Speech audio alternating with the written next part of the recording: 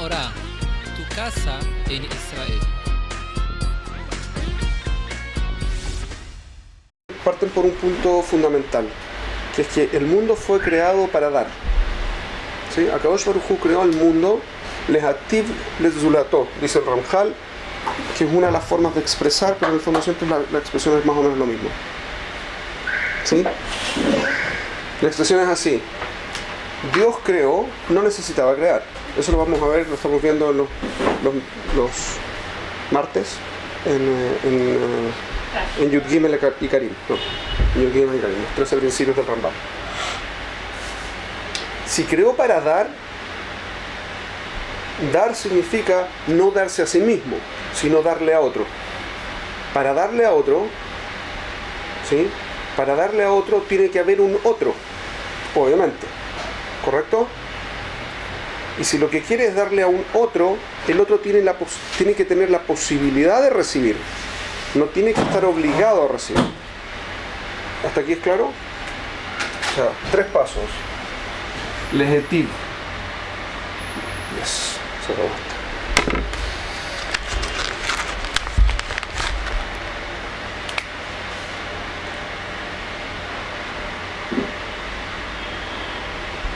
Lezulató,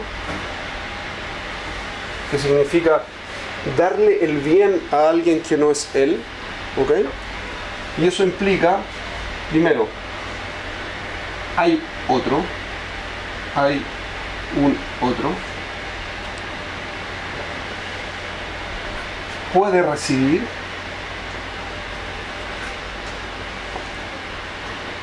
y no está forzado a recibir.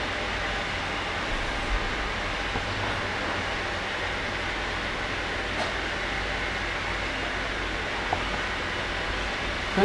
3 cosas muy simples que es como la base fundamental del día de hoy. El hecho de que haya un otro que puede recibir y que no está forzado a recibir, en estos 2 puntos está lo que llamamos el libre albedrío.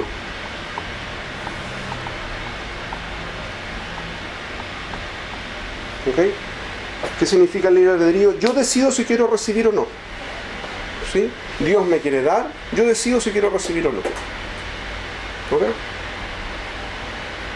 Tú a estas alturas maestra en el tema. Cualquier pregunta a ella. ¿Ok? Y eso significa que yo tengo un otro, significa que existe un... Esto lo podemos estudiar en otro momento. Existe lo que llamamos un ratzón. ¿Ustedes se manejan en hebreo? ¿Todas? ¿No? Ratzón significa voluntad.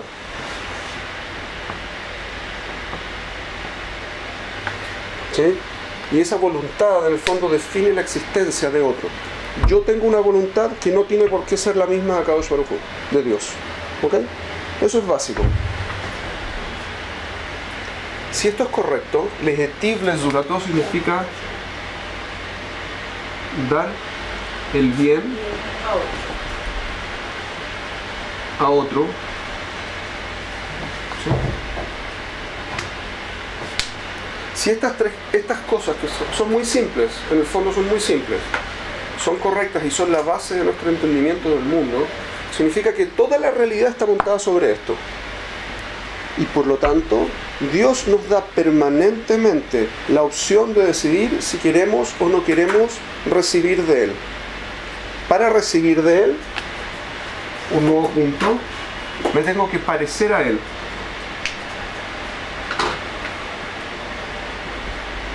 ¿Sí?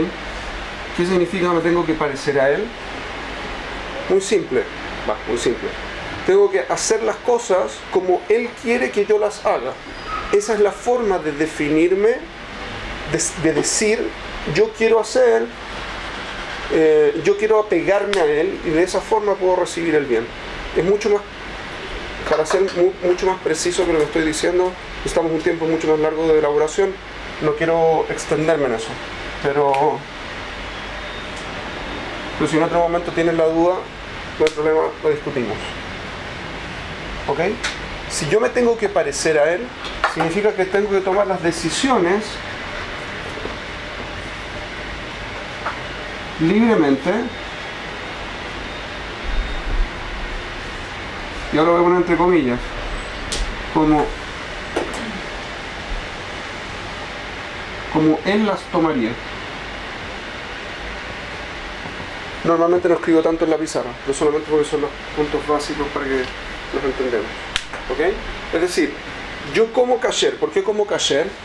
Porque es la forma que Dios definió de comer bien. ¿Okay?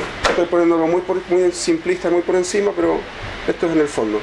Yo defino que yo voy a comer kasher porque con eso estoy diciendo que si Akadosh Baruj Hu comiese, cosa que no hace, pero al azar que él comiese, él comería kasher.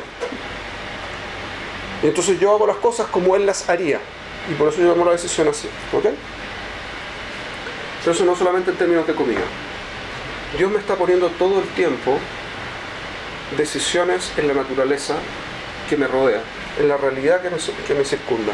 Siempre estoy teniendo que tomar decisiones. Llamo por teléfono, estoy trabajando. Llamo por teléfono, no llamo por teléfono mientras trabajo. Eso es una decisión. Me llamaron por teléfono y puedo estar hablando o puedo no estar hablando. ¿Qué haría Kadosh Baruj Hu al respecto? ¿Hablaría o no hablaría? Tengo que pensar. Se trata de que estoy haciendo las cosas bien o que estoy haciendo las cosas mal si hablo por teléfono en el trabajo, etc. Es toda una forma de enfrentar la vida. Siendo eso así, la historia completa está dividida en decisiones que toma la gente, pero la gente toma decisiones en función de cómo entiende la vida. ¿Sí? Yo tomo decisiones todo el tiempo con las cosas en función de lo que me parece razonable, normal, habitual. ¿Sí? Mi mamá actuaba de una determinada forma, mi papá actuaba de una forma relativamente parecida, estaba inmerso en una sociedad. Esa sociedad me enseñó un montón de conceptos y yo vivo con esos conceptos. Por ejemplo, de el machismo, ¿sí? ¿Qué es el concepto de machismo? El concepto de que los hombres creen, o las mujeres incluso también, pueden pensar que los hombres son más valiosos que las mujeres.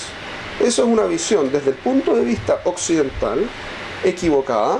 No digo que el punto de vista judío sea correcta, ¿okay? Estoy diciendo simplemente que desde el punto de vista occidental es equivocada, y entonces las mujeres reaccionaron en los 60 quemando las diferencias entre ellas y los hombres.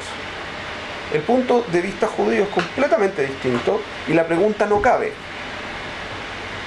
Y el problema no existe desde el principio, porque cada uno tiene un rol distinto y no vale la pena comparar. Es como comparar peras con manzanas, no funciona, no puedo hacer la comparación.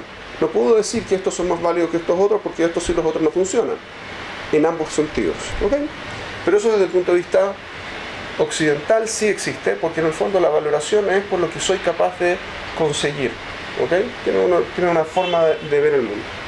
Pero yo actúo en función de eso. En Chile, yo soy de origen chileno, la presidenta en Chile, cuando salió la presidenta, la anterior, hasta ahora hay un presidente hombre, antes había una presidenta mujer, y la presidenta mujer salió electa y decidió que en su gabinete iba a haber tantas mujeres como hombres. Su decisión fue para marcar que las mujeres pueden hacer lo mismo que los hombres. Eso no implicó que escogió a los mejores, escogió de tal forma tal que las mujeres fueran la misma cantidad que los hombres. En el fondo, lo que hizo fue exactamente lo contrario de lo que estaba pensando hacer. Para mostrar que las mujeres son igual de válidas que los hombres, necesito darle un cupo especial a las mujeres. No valorarlas por lo que pueden hacer, sino valorarlas porque son mujeres. Es raro. ¿Okay? El análisis que hizo fue un análisis extraño. O sea, política aparte, es como ella ve la vida. Hay una lucha permanente entre clases, entre sexos, entre gente de plata con gente que no tiene, gente de educación, lo que fuera. Y yo desarrollo mi vida en función de cómo entiendo eso. Ahora, cuando yo hago eso, también estoy tomando decisiones respecto de si me estoy acercando a Dios o no. Y esto es crítico. Yo cuando hago eso, estoy describiendo en función de mi libre albedrío. ¿Cómo funciona mi libre albedrío? Yo decido en función de lo que quiero decidir y después me lo explico. ¿Ok? Esa es la forma de entender el libre albedrío desde el punto de vista judío. Es decir, yo primero, vamos a decir así, hay un ladrón, ¿sí? Un ladrón decide que quiere robar porque le resulta más fácil, porque lo que fuera, y después justifica. Lo que pasa es que no tenía qué es lo que hacer, porque mi familia todos robaban, o porque yo era pobrecito, me iba a morir o lo que fuera. Esa justificación viene después de que decidió robar. Independiente de, no me voy a meter en juicios valóricos de si la persona lo hizo bien o lo hizo mal, eso no es relevante. Mi punto fundamental aquí es decir solamente que yo primero tomo la decisión inconscientemente. Una vez que tengo la decisión inconsciente en función de cómo yo veo la vida, actúo en consecuencia. Y esa acción refleja lo que yo pienso. Al reflejar, por lo tanto, mi libre albedrío es lo que yo quiero vehemente hacer. En realidad, yo sí quiero hacer eso. A continuación, yo puedo justificar el mundo. Y esta es la maravilla de lo que hizo Kadosh Baruj Hu en el mundo. Yo puedo justificar cualquier cosa. La prueba de eso es que existen los abogados defensores, incluso en los casos que todo el mundo sabe que son criminales. Y siempre tienen una buena argumentación para mostrar que el pobre tipo no es culpable. Aunque todo el mundo sepa que es culpable. ¿Ok? Ese concepto es el concepto del libre albedrío. Yo primero tomo la decisión y después la justifico y siempre voy a poder encontrar cómo es que tengo razón. ¿Cómo hace eso Kadosh Baruj Hu? Nos presenta todo el tiempo una realidad que va cambiando y se va presentando cada vez una nueva decisión con la que yo defino lo que yo pienso y por lo tanto lo que yo quiero hacer. ¿Sí? ¿Hasta aquí es claro lo que dije? Muy simple, ¿ok? O sea, obviamente, nosotros tenemos mecanismos para protegernos. Podemos hacer como que no entendemos la vida, alienarnos, es decir, no ser conscientes de lo que está pasando y vivir en una vida que no estoy tomando decisiones. Yo igual tomo decisiones, pero no soy consciente de eso.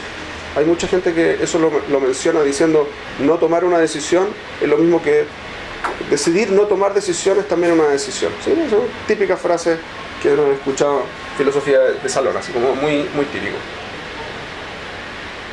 Yo me puedo justificar y puedo decir no, esas cosas no existen. Entonces son todas opciones que yo tengo.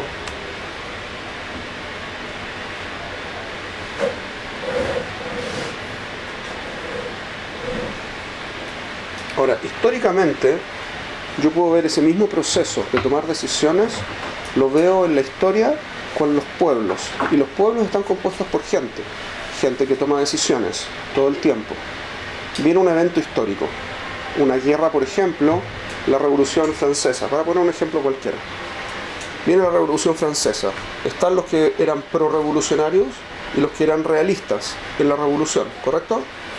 El hecho que yo actúe como revolucionario o pro-realista, en el fondo demuestra cuál es mi postura respecto de la vida. Ahora, Francia se dividió entre revolucionarios y realistas, pero en el fondo no es que Francia fuese una gran entidad que estaba dividida. La gente, hubo dos grupos de gente, un grupo de gente se asoció con los realistas y otro grupo de gente se asoció con los revolucionarios. Lo mismo sucede en toda la historia, por ejemplo, en la nuestra. Entonces yo tomo decisiones, pero yo soy parte del grupo. El grupo se subdivide en los tipos de decisiones que se toman. ¿Ok? Y eso se ve en las corrientes históricas. Hoy día, por ejemplo, existe un mundo laico, en el mundo judío hay un mundo laico. Toma una decisión de cómo se ve la vida, cómo se entiende la vida, qué es lo que es razonable. Hay otro grupo que es un mundo datileumí, que entendió la vida de otra forma, ¿sí? Y con otra forma de ver las cosas razonablemente, y etcétera. Todos van a poder justificar su postura. Los reformistas van a poder hacer lo mismo, los laicos pueden hacer lo mismo, los datileumí, los ortodoxos, todo el mundo puede hacer lo mismo. Cada uno, en el fondo, producto de sus decisiones, solamente está haciendo una descripción del mundo en función de lo que cree que está bien, y por lo tanto muestra cuáles son sus prioridades, y por lo tanto muestra cómo se quiere conectar con Dios. Y Dios, en función de eso, puede dar. ¿Hasta aquí es claro? ¿Sí? Esa era una micro introducción al tema.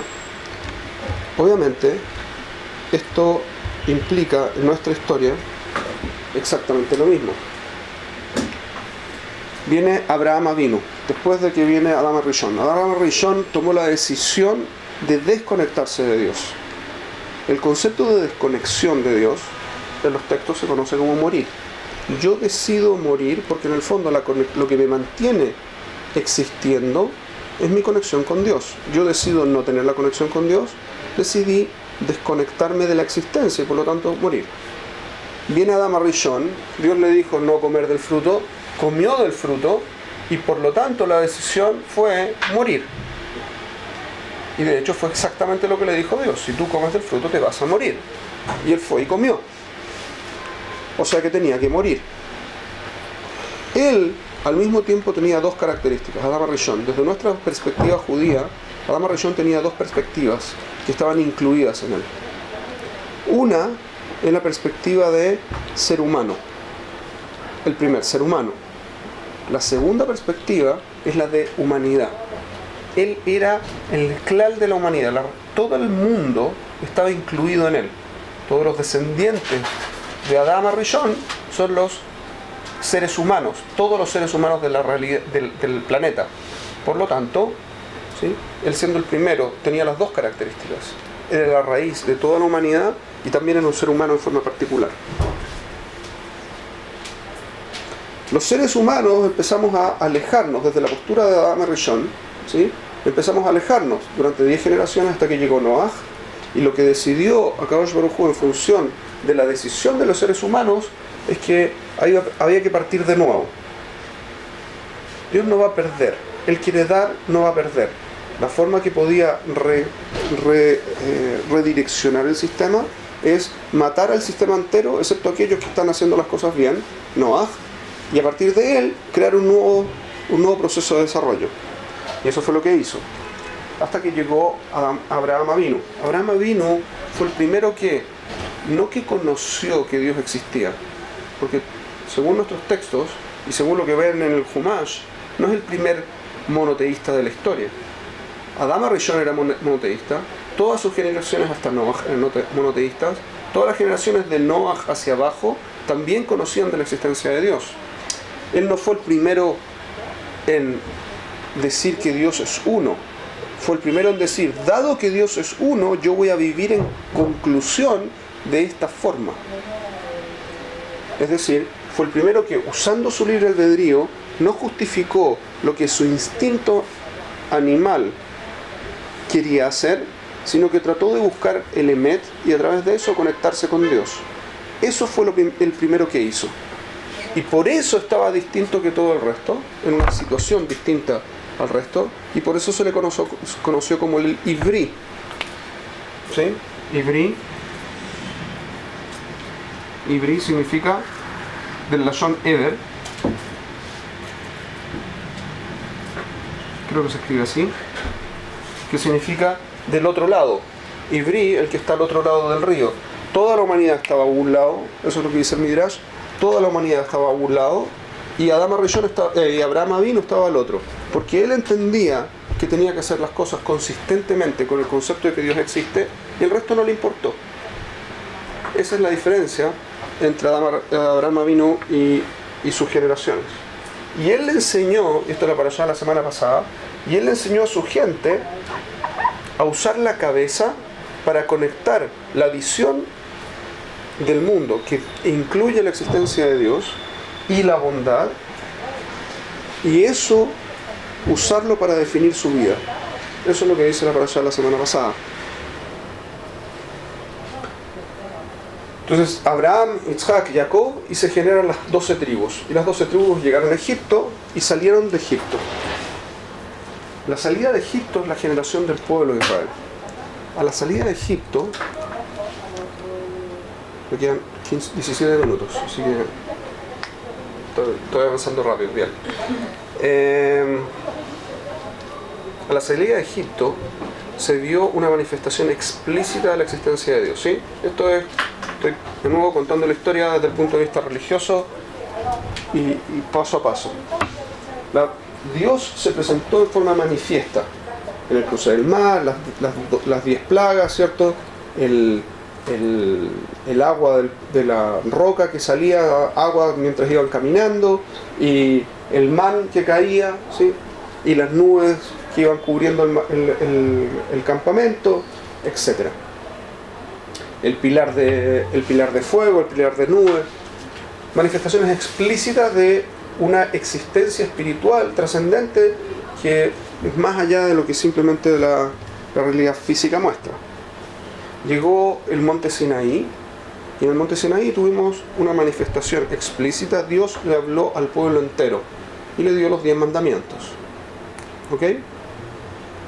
Ahora, el Midrash cuenta en la Parashá, en Parashat Yitro, el Midrash cuenta, y ahora vamos a empezar un poquito a disminuir la velocidad. El Midrash cuenta que llegó, basado en el pasuk que dice Vayehan Israel Tajatar, ¿sí? Y acampó Israel bajo el monte. Entonces hay dos expresiones. Tajat significa dos cosas. Bajo, se puede entender, bajo está el monte y a las faldas del monte, ¿sí? Si este es el monte Sinaí, entonces el pueblo acampó aquí, Tajatar. O Tajatar, aquí abajo, debajo del monte. Entonces el Midrash explica y lo dice de esta forma, ¿sí? Tajat significa abajo, y entonces el Midrash dice así: vino Kadosh Baruj Hu y tomó el monte entero. ¿Ustedes conocen este Midrash, Ulay?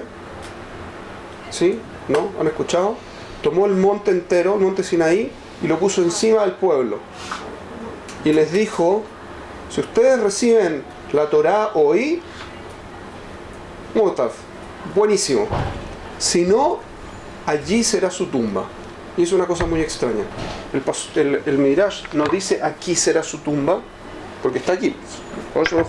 Toma el monte, lo pone encima del pueblo y dice allí será su tumba. Eso no tiene sentido. Dice la Gemara que allí será su tumba, allí es en Babilonia, en la historia de Purim. ¿Ok? Voy a explicarlo en un segundo.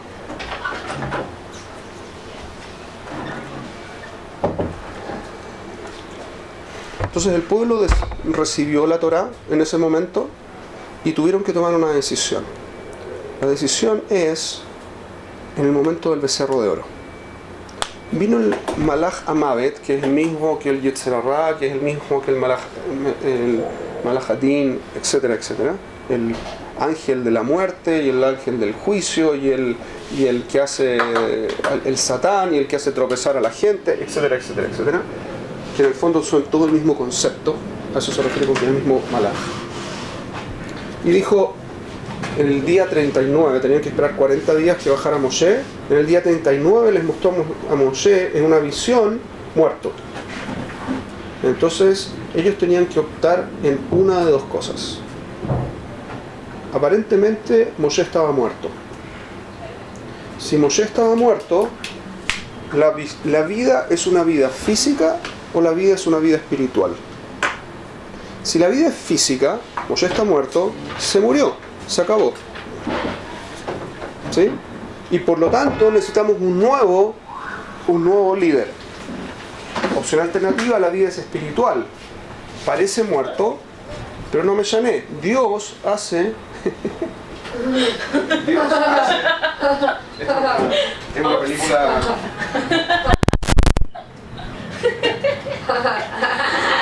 Salieron de la televisión de tiempo.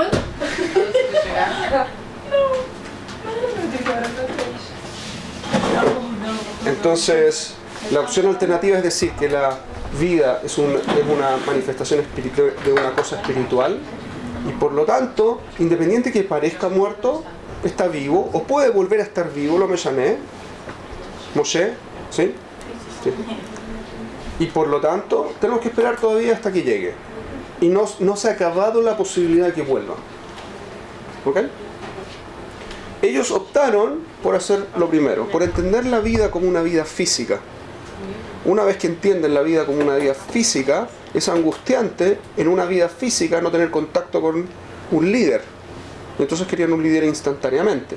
Teniendo la necesidad de un líder instantáneo, fueron a forzar a los líderes del pueblo a que les dieran un líder, y por eso hicieron el becerro. ¿Ok? La concepción que decidieron tener, de nuevo, yo decido. y en función de lo que decido, porque es lo que yo quiero, una vez que decidí tener una vida física, que mi vida sea fundamentalmente física, entonces ahora yo justifico el ángel de la muerte o el ángel del Satán, o como quieran llamarlo, mostró, según el Midrash, a Moshe muerto, y entonces la gente se asustó y decidió que tenían que tener un nuevo líder. Producto de eso tuvimos un año entero más, ¿sí? Esto fue 40 días en el desierto, después de que fue el 17 de Tamuz, ¿sí? Es el primer año del desierto. En el segundo año del desierto, en el segundo mes, en el primero del mes, ¿sí? Dice la parashá en Bamidbar, que partieron a Eretz Israel.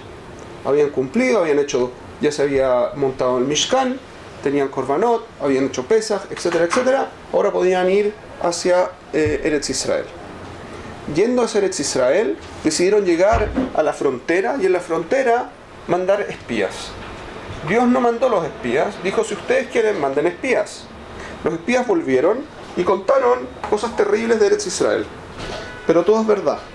Se come a su gente, la gente que tiene es de un nivel espiritual altísimo, tiene muros impresionantes, las ciudades, es imposible que lo podamos conquistar nosotros. Viene Caleb ben Yefuné, uno de los dos líderes que sí entraron a la tierra después, y dijo: mejor, es muy difícil, pero Dios quiere que nosotros sí podamos entrar, así que vamos a poder entrar.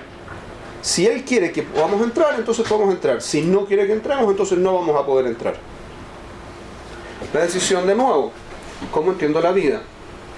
¿Qué es lo que quiero de la vida? Si quiero una vida física por encima de una vida espiritual, entonces entrar a Eretz Israel, que por medio físico no se puede uno mantener ahí, es una muy mala idea. Es mejor volver a Egipto. Opción alternativa: yo quiero tener una vida que sea fundamentalmente espiritual y por lo tanto sí quiero entrar a Eretz Israel y mantener mi relación con Dios. Es cierto que físicamente es un poco más restringido, pero eso me va a mantener una buena relación con Dios. El pueblo decidió que era más cómodo estar en una situación del desierto y volver a Egipto todavía. Es decir, ser completamente físicos como en Egipto, o vivir en una situación completamente espiritual como en el desierto, con nubes, con agua y con todo lo demás en términos de milagro, que hacer una situación intermedia, entrar a la tierra y vivir de alguna forma natural, pero conectado con la realidad espiritual, porque si no, no es factible sostenerse ahí. ¿Entienden lo que estoy diciendo como proceso? ¿Sí? ¿Aló? ¿Sí? ¿Es claro? Es decir, tengo dos opciones: que sea completamente espiritual o completamente físico, o tener una opción alternativa que sea la espiritualidad está metida en la realidad física. La espiritualidad metida en la parte física tiene que ver con que yo entro a la tierra y voy a vivir dentro de la tierra, pero voy a tener que estar conectado con Dios, porque si no, no voy a poder mantenerme en la tierra. ¿Ok? Por el otro lado, si es completamente espiritual o completamente físico, tengo o Mitzrayim, que es lo más físico que hay, o lo completamente espiritual, que es vivir en el desierto sostenido por nubes y por cosas raras. Milagros uno tras otro. El pueblo no quiso salir de la comodidad de estar en el desierto, y si iba a salir del desierto, prefirió volver a Egipto y no estar en una tierra que en términos puramente físicos no se puede sostener. Por lo tanto, no querían una vida que fuese espiritual fundamentalmente. Esa fue la decisión del pueblo. Hashem dijo: ustedes no quieren entrar, Beseder, no va a entrar toda la generación. Y eso fue Tisha B'Av, que de hecho, y de paso, esto lo comentamos en la clase anterior, es exactamente el problema de Tisha B'Av hasta el día de hoy, que nosotros queremos o un lugar donde estemos tranquilos, ¿sí? Entonces nos asimilamos en cualquiera de las sociedades que nos recibe, sea Argentina, sea Chile, sea Colombia, sea Venezuela, México o lo que fuera, Estados Unidos. Entonces nos sentimos completamente cómodos dentro de una sociedad completamente física, en vez de subir a Eretz Israel, que es exactamente la decisión que pidió Akadosh Baruj Hu, que tomáramos. Es la misma situación. Cada vez que hemos estado, y fíjense en la historia, desde los musulmanes, estábamos en Babel, ¿sí? Y los musulmanes tomaron Babilonia. Durante el periodo que nosotros teníamos un reino aparte, no funcionábamos con el resto de las sociedades, no había ningún problema. Tuvimos poder independiente, tuvimos una forma de vida independiente, etc. En el momento en que el pueblo se diseminó en el mundo árabe y se volvieron comerciantes y empezaron a perder el estudio y etcétera, etcétera, se desasociaron de lo espiritual. Pasaron como 40 años, después de haber pasado más de 1000 en que estábamos bien. De repente pasaron como 40 o 50 años, vino un cambio de poder y los mataron a todos y destruyeron toda la sociedad judía en Babilonia. Muy interesante como concepto. Pasó lo mismo en España. La expulsión de 1492 de los judíos de España vino a los judíos justamente que se sentían más parte de la corona española. Lo que pasó en el Kristallnacht en Alemania y el decreto de la solución final, exactamente lo mismo. Los judíos alemanes se sentían más alemanes que judíos, estaban completamente asimilados. Había un porcentaje de asimilación altísimo, del orden del 90% en esa época. La sociedad más asimilada era la alemana, y en ese lugar vino el Kristallnacht, etcétera, etcétera, etcétera. Podemos verlo una y otra vez en la historia. Esto sucede siempre, y siempre que sucede en el 9 de Av particularmente. Pasa todos los años, todo el año, pero cuando pasa el 9 de Av es muy específicamente este tipo de situaciones. Pasaron los 40 años del desierto y pudimos entrar a Eretz Israel. Y vino el proceso de conquista. En el proceso de conquista, Yoshua se tomó 7 años, a pesar de que podría haberlo hecho en menos tiempo, se tomó 7 años porque vio que cuando él muriera la gente se iba a ir del camino. Entonces quiso estar al máximo tiempo posible para que la gente no se perdiera tan rápido.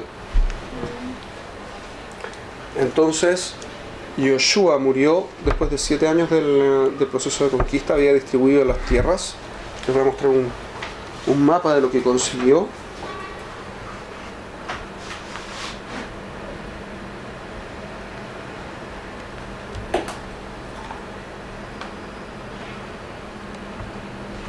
¿Sí? Distribuyó todas las tierras. Ahí está el mapita, no sé si lo alcanzan a ver, espero que sí. No, ahí no creo que se vea en la imagen, pero para ustedes por lo menos. ¿Sí? No, Janet, eso lo ponemos de otra forma en otra parte. Toda la tecnología aplicada. Pero en el fondo, si ustedes se fijan, es un poco más al norte, llegamos más o menos en el norte a donde estamos hoy. Llegamos en el norte, más o menos a donde estamos ahora, de la frontera con el Líbano. Al este no teníamos parte de lo que hoy tenemos, que es el Golán, ¿sí? Pero teníamos una zona que hoy es de Jordania, y no teníamos el otro lado del Mar Muerto, y no teníamos al sur, después de Shimón y Yehuda, no había nada hasta Eilat. No teníamos derecho a toda esa zona en el principio de la conquista original. ¿Okay? Vimos en la clase anterior también cuál era el nexo. ¿Por qué Dafka la tierra de Israel? ¿Por qué específicamente la tierra de Israel? Y es porque la tierra de Israel justamente tiene esta característica de ser una tierra que no es puramente física. Dice la parashá, si mal no recuerdo, parashá Devarim, no estoy seguro si es Re, pero me parece que es. Dice que esta es una tierra en la que Dios tiene puesta la cara todo el año, desde el principio del año y hasta el final de año. Jajamín dicen que el concepto es que Cuando uno ve la cara de alguien, sabe en qué estado de ánimo está. Y por lo tanto, las lluvias son lo que alimentan a Eretz Israel. A diferencia de Egipto. En Egipto había un proceso en que cada 4 años había una aluvión que venía del Nilo, se inundaban los campos, se fertilizaban los campos en forma cíclica, cada 4 años cíclicamente, y por lo tanto no se requería de las lluvias.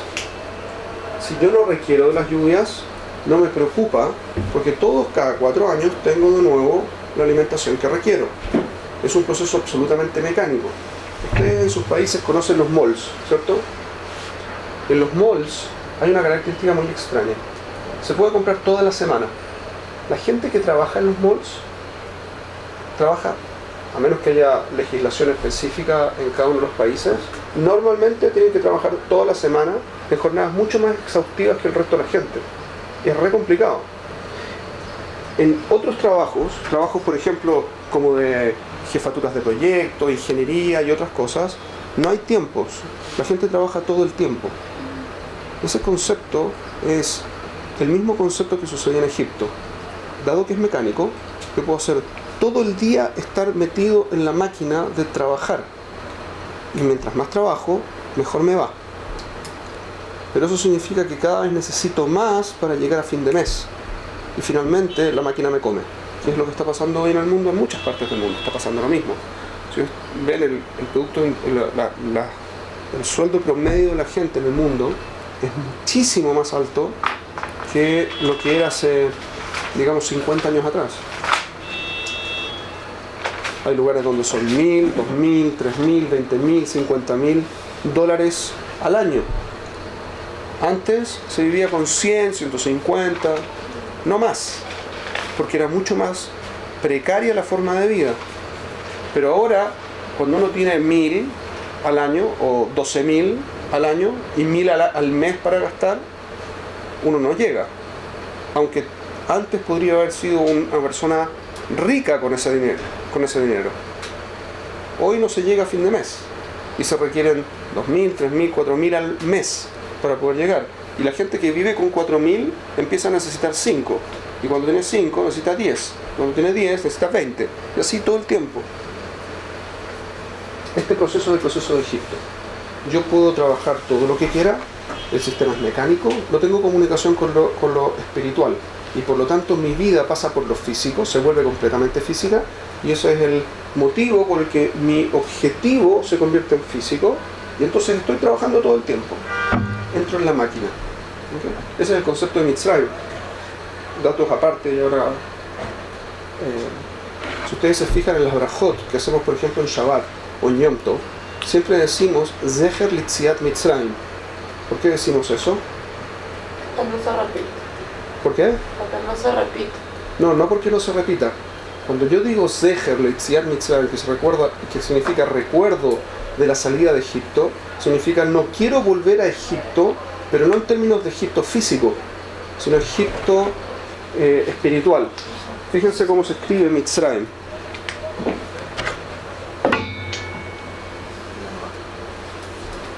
Mitzrayim se escribe así. Mitzrayim, ¿sí? De Lashon Tzar. ¿Qué significa Tzar? Angosto. Y Metzar, Menametzarim, ¿qué significa? El periodo de los Menametzarim.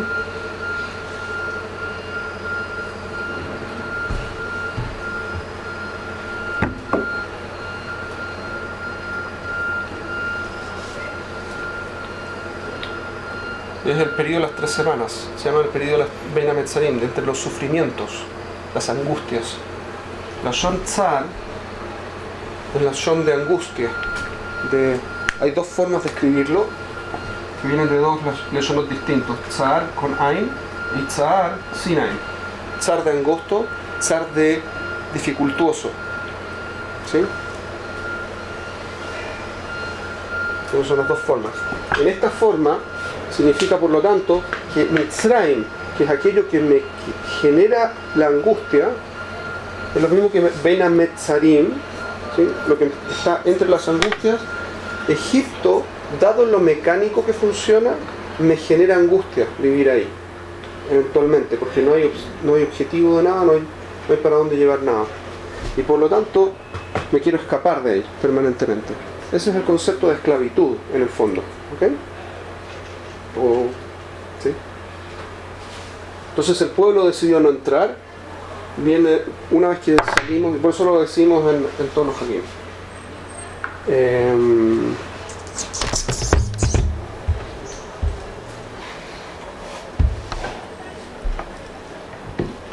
vamos a dejarlo hasta aquí porque no alcanzo a hacer más de forma razonable. Entonces, dejamos hasta acá, ¿ok? ¿Dudas? ¿Angustias?